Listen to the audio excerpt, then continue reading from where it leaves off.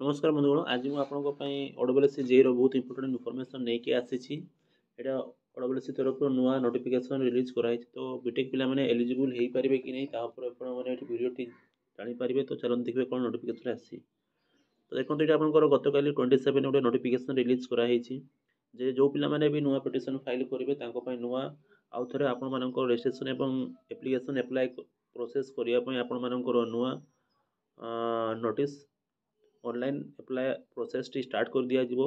तो जो पिला माने भी पिटिशन फाइल करिसेंती तांको पय एटा बहुत बड़ खबर जे तांकू एप्लाय करिया पय ऑनलाइन प्रोसेस पय नुआ नोटिस आउ थे आसीबो। तो जो पिला माने पिटिशन फाइल करिसेंती बीटेक पिला माने सेमने रेगुलर विजिट करू थांती तो तांकू नोटिस मिल पारिबो जे सेने केमिति प्रोसेस रे कोन एप्लाय करि पारिबे।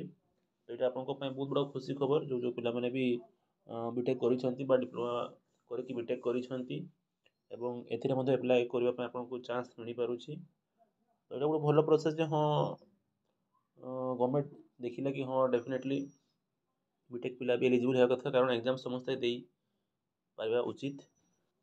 तो जो पिला माने भी पिटिशन फाइल करूछंती तांको वीडियो शेयर करंतु ताले तांको इन्फॉर्मेशन पहुंची पारिबो एवं सेने मध्ये जानि पारिबे कौन नोटिस सब आसी एवं फर्दर कौन सब प्रोसेस हो पारिबो ता मध्ये जणा पड़िबो। तो वीडियो शेयर करंतु ताले समस्त को इन्फॉर्मेशन ठीक टाइम रे पहुंची पारिबो। धन्यवाद। जय हिंद।